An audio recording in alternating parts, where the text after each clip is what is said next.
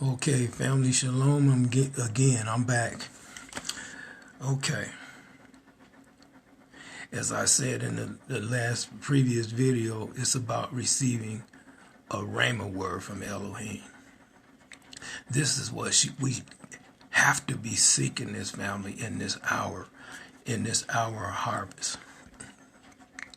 See, this is why we need to be in tune with the Father himself through the avenue that he's given us the gift through. And as Yeshua was the example of what and who we really are, then we have the same opportunity to have the same fellowship that as he had with Elohim the Father, we can have the same relationship. Family, who can tell you about yourself more than the Most High? As I said, we got to understand this, family, is that the whole goal of Hasatan is get us to worship man, and it's really ourselves. As I said, when we esteem men and women and put them on a pedestal, like they're our priests before the Most High. As I said, Yeshua destroyed that whole priesthood and brought forth the order of Melchizedek priesthood, where we become the same priest that he is as we're born of the Spirit. Okay? What we're supposed to be doing, family, is basically this. See, we got to understand, to survive this process is to be born again. It's his salvation.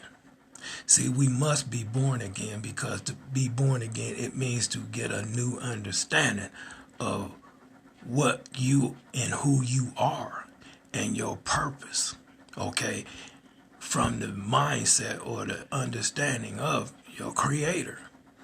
I mean, how can we go through life continuing to believe and think that we're something more than he created us to be, to show himself to this world? As I say, everything is a reflection, or everything is excuse me, family, here I go struggling with them words again, but expression of everything that the Most High is. And I keep saying that, and there's a reason that I keep trying to say that, because in reality, family, everything that's happening is a result of the manifestation of Elohim. See, because all of these things have to come to the surface. See, what he's saying to his people is that whatever is done in the dark is being brought to the light. See, we have to understand through the truth of his Ruach that brings light to our minds, or understanding to our minds, that we're able to perceive. Because as we begin to listen to the words of the Ruach and showing us purposes and reasons for everything, it keeps us in the mindset that we really are created beings. And what we've understood as far as man concerned as created beings is all been a lie. And when it comes down to it, it doesn't matter what fallen man thinks. The only thing that really matters is what Elohim thinks. And this is the concern for the child of Elohim. Wants to know these things, want to understand these things, so that we can be all he desires us to be, and that's to glorify himself. And as we all accept what he's made us and who he's made us, and believe me, as I said, what and who he's made us, it don't mean that people that's got a feeling like I'm a girl and I'm a dude, he ain't got nothing to do with that. That's Hasatan. I'm talking about things that's in order and in line with the laws of nature. And when I'm talking about nature, I'm talking about the nature he created in the beginning. Okay, his perfect, which is the realm of his perfect will, where everything is full of the knowledge of Elohim, so it manifests itself in his divine order. And so we must be brought to that place where we understand his laws, his true laws, the laws of nature, Okay? And this is the violation that man is guilty of, is violating the laws of nature. So he continues to focus on the Ten Commandments and these things, which he doesn't have the power to keep, because the Most High put that there as a schoolmaster to show us that we couldn't keep the laws in our own strength. So, but say, just even saying this, what's the point of keeping those laws? The laws of Moses, which is the laws of the flesh. What's the use of keeping those laws when it's not going to be your salvation anyway, because you can't keep them? We've been cut off as a nation, so we're not in an environment that's conducive to us keeping his commandments. Okay, so, but what's the use of those things? I mean, you don't even understand the higher laws, where you try to keep those laws, which you can, but you constantly breaking the laws of nature. As I said, the Ruach HaKodesh is the laws of Elohim. It is the laws of nature. And you can't violate the laws of nature and think that he's going to accept you. It's not going to happen. That's why a lot of people are going to be saying, didn't we do this in your name? And Master, we did that in your name and cast out devils and do all these wonderful works. And he's going to say, depart from me, because I never knew you. Yeah, because you never received the higher laws of Elohim, to go all the way back to the garden. Because family, there's an old saying, if you don't know where you came from, how you gonna know where you headed? And see, nobody takes that seriously. We'll sit up here and divorce ourselves from our ancestors and the things that they did, not understanding that DNA is a representation of your spiritual condition. All right, so the Ruach HaKodesh changes your DNA. Those who are born of the Spirit or predestined by the Father to receive the Spirit, see, their DNA is being changed into a place that they're able to hear from Elohim, they're able to understand from Elohim, thus will be able to be obedient to Elohim. It's through the DNA of the Ruach HaKodesh. Okay, but the nature of fallen man is selfish, is wicked. I said, as I've said in the past, wickedness is selfishness. It's where separated from the Most High. We're in a consciousness, family, that we're our own Elohim. Okay, because the bottom line is we only want things that continue to make us feel good about ourselves, even though we're separated from the Most High in our consciousness, that we're operating in a realm of where there is no Elohim, no sense of his presence. Okay, because we've been conformed to the image of this world, so even to the point that we lose awareness of his presence. So anyway, family, I'm going to just, like I said, I just want to reemphasize that thought. To survive this process is to be born again. So we can't live a life where we're constantly trying to avoid situations and different things in our lives that actually that the Most High brought on us to prove his investment in us. So we're supposed to submit all things to him and pray about all things, all our situations and circumstances, and beginning with our understanding of what does he have in mind in this hour as we in this place, or struggling or whatever it is. Because, these things are for our character to be tested and tried and proven. And believe me, as a child of Elohim, family, we're going to be tried and tested. Because he has to prove his investment of his Ruach that he placed in us. Whether we're going to love him no matter what we go through, good or evil. And understand that, the evil that we suffered, it was appointed unto us. And that's the way it is. Like I said, the book of Job is the perfect analogy. You know what I'm saying? We got to understand that everything we go through ain't going to be good. It ain't going to be pleasant. Because Elohim is trying out his investment of the Ruach HaKodesh, that we love him no matter what we have to deal with. Okay. Just a quick thought. As Christianity taught us about what they call agape love, and that's unconditional love, as they say. The family, there ain't no saying, I'm sorry, there's no existence of agape love.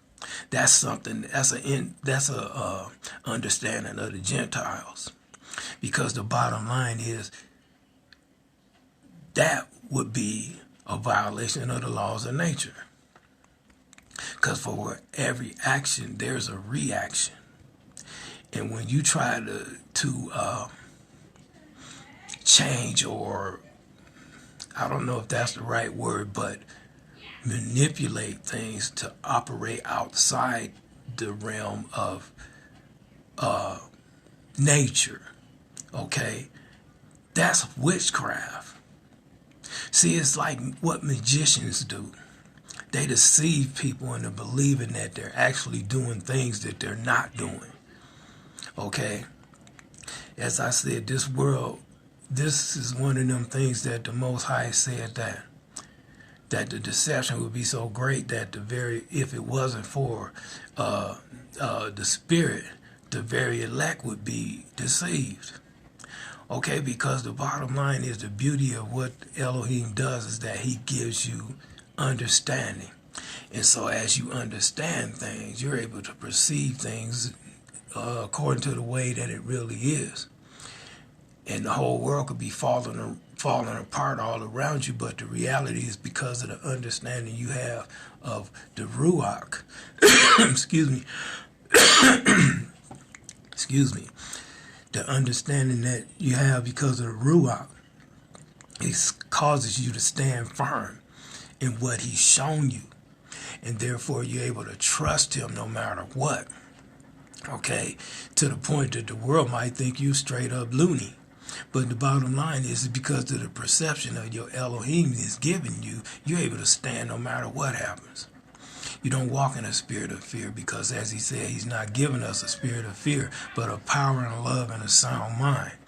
So the Ruach comes forth in you to manifest that strength of trusting in Elohim. As I said, family, we can't even trust the Most High without the renewing of our minds by his Spirit. Because if you don't understand his love, you don't understand his forgiveness. And you can't understand his forgiveness if you don't understand these things. You can't receive it. So the bottom line, it causes us to walk in a place of instability and fear and all of these different things. And instead of trusting him at his word, but like I said, it ain't possible for us to trust him at his word, because if we're not born of the Spirit, then we can't receive the things he's trying to tell us or teach us. And so this is why it's so important that we must understand his will, what he's doing in our lives, in order for us to conform to his will and come into agreement with what he's doing. Okay, because everything he's doing, like the scripture says, all things work together for the good of them who love Yah, to them who are the called according to his purpose. Okay, so we have to understand, this is why I keep stressing, family, the without his Ruach, without understanding, not gonna make it. So we must be filled with his Ruach. We must continue to strive and seek out his understanding so that we can walk our path that he chose for us. See, so we have to understand this too. See, as we go through these things, family, and every step we take, or every time we're able to overcome something in our lives, family, it's a step toward the kingdom. And this is what we want. We have to, you can't go another path. And as I said, I want to emphasize this reality too, family, that when we're talking about the path that he has for us, you got to take it to the next step. It's the path that he got for you. It's the path he got for me.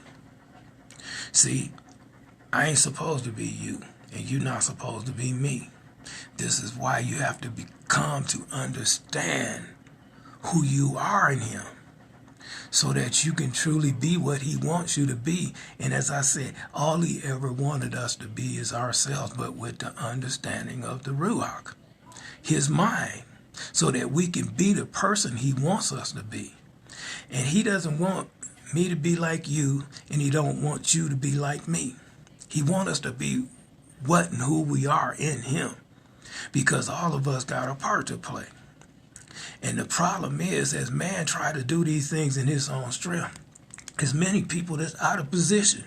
They're doing things that the Most High didn't call them to do, because in reality they had an emotional experience, and we think that every time we get in our emotions and stuff like that, we think that's the spirit. No, it's not. It's your self-awareness, because the bottom line is, that's the trap. We think if we have some kind of emotional experience that Most High didn't called us to preach or something like that. That's why pulpits are full of preachers that the Most High didn't call. He said, I didn't speak to none of these prophets. That's why they leading people to destruction. And got people believing that the only way that they can get to the kingdom is to follow them. Like I said, no, the only one we supposed to follow is to follow by the leading of the Spirit. We're supposed to, as we come to understand that Yeshua, Yeshua was the representation of who and what we really are in him, as we are born of his Spirit. And so it's not about treating, Yeshua didn't come to be an idol. And unfortunately, most people, to him, he is an idol, because they don't understand what's going on in the spirit. And so the reality is we have to become one with him. And this is truly what the marriage supper of the Lamb is that we're born of the Spirit. We're being brought into oneness with our creation. There's a consummation in the Spirit that's going on right now with those that are his. And so as he gives his Spirit to his children, or he brings forth the life of his Spirit that he's placed in his children already, we begin to wake up and we begin to draw closer to him and seek him out.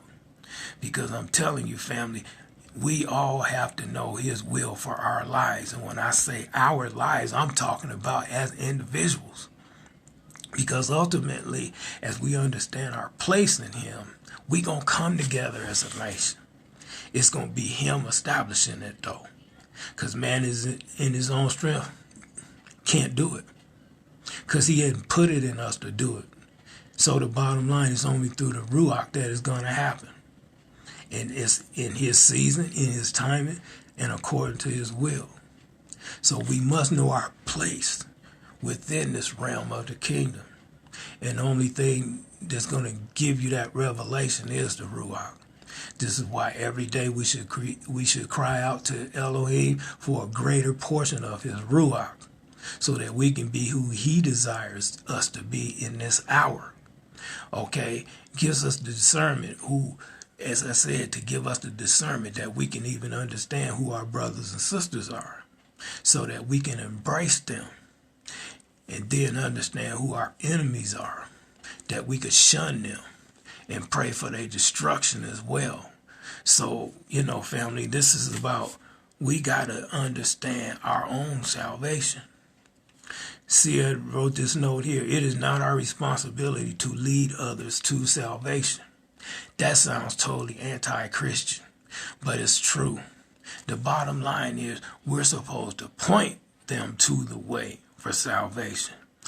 Point them out to seek the Most High for themselves, because it's only in him that they're going to find out their purpose. And your salvation is all wrapped up in your purpose. So the bottom line is, that's why we can never say, follow me. I mean, that's pride that would say something like that. And I pointed out in the past that Yeshua is the only one that had the right to say, follow me. Okay? As I said, our problem here initially is man worship. Okay? The Ruach gives you the understanding that as we seek to follow Yeshua, this is not the idol man worship, because it was meant to be an example, instruction. It's like, here's the plan, this is how you seek after me. That's why he said that no man comes to the Father except by him. Yet the way that he did it, according to the being baptized in the Ruach HaKodesh, that shows you your place in him. So the bottom line is, this is why, see, as I think back to that thing, Yeshua said to follow me. Now, there is only one person in the whole scriptures that I can recall that said, follow me. And that's the Apostle Paul. And as I said, as we know that people have made an Elohim out of Paul, because especially people that's caught up in the spirit of religion. Because the bottom line is, see, they didn't realize that Paul was a stumbling block to the wicked. And so as Paul would say certain things, it was code to the wicked that this is what you're supposed to do. All right, but the bottom line is, this in the spirit, the Most High would never tell you anything to do anything that violates the laws of nature. That he would never tell us that. Yeshua never told us that. But just in the case, Paul tells us to eat what's set before you, and as long as you eat it with thanksgiving, it's all good. And the bottom line is, no, it ain't good, all good. Because why would he tell us what to eat? You know what I'm saying? Why would the Most High tell us what to eat and then turn around and tell us it's okay to eat things that he said not to eat? As I said, the bottom line is the original sin of man is eating something he wasn't supposed to. And we all been guilty of it. But the bottom line, in this time of harvest, the Most High is showing us the truth. And we've been freed by the truth. And we're seeing a difference in understanding and revelation in our lives because of that obedience. And that obedience is not a struggle. Because you know what? What you really get, it's not a struggle. You believe it because you understand it. So the bottom line is, for us, like I said, the Most High said to kill an ox is no different from killing a man. And the slaughter of sheep is no different from cutting off a dog's head. So both of those things seem cruel, but that's his mind because he loves his creation. We don't have no right to treat them like this. The bottom line is this: we was put here to help assist creation. But we can't assist creation when we don't understand what creation is about in our flesh, when we can't. Because the only thing you're concerned about in your flesh is gratifying our flesh. You know what I'm saying? And we got to get past that, family. And the only way we can do is to be born again of his spirit. So this is what I mean when I say it's not our responsibility to lead anybody to salvation. Because the bottom line is, scripture says that no man can come to the Father unless the Spirit draws him. So the bottom line is, all we're supposed to do is point our brother and encourage our brother and our sister to seek the Most High for themselves, so that they can find out what his will is for your life. Because how can a son of a gun that don't know himself? And this is how you know that they don't know themselves, because they're trying to teach you. Yeah, because, at the expense, if they teaching a word that's out of season, so how is they being used to glorify the Most High? Yeah, because they teach you a word out of season, which causes you to be caught up in the sleight of hand, that causes you to be concerned about things that don't even matter right now. The bottom line is, what difference does it make about all these different subjects, which is the same stuff they was talking about years ago, and every year regurgitating the same message, keeping us distracted from the truth that we need to be seeking out our Elohim's will for our life. Because this stuff getting ready to go down, family, and you didn't waste your time learning focusing on who Esau was and all of this and that and the other and stuff from the past of our forefathers and all that kind of stuff. And in the meantime, you haven't been built up in the spirit and knowing who you are and what your purpose is, because you neglected your salvation because you listening at people who neglect their salvation. Thinking that the Most High done called them to share His word and stuff. And the bottom line is you don't have no understanding of self. Then what's going to happen with you and the message that you continue to teach others? And having people think that they ain't going to make it without you. You know what I'm saying? In other words, man worship, the same old thing, man. Our biggest problem and enemy is man worship. And man worship comes down to us seeking after things and believing people that make us feel better about our spiritual condition being separated from Elohim. Excuse me. So, anyway, I'm going to take another little break, and then we'll come back and see how far we go. Shalom.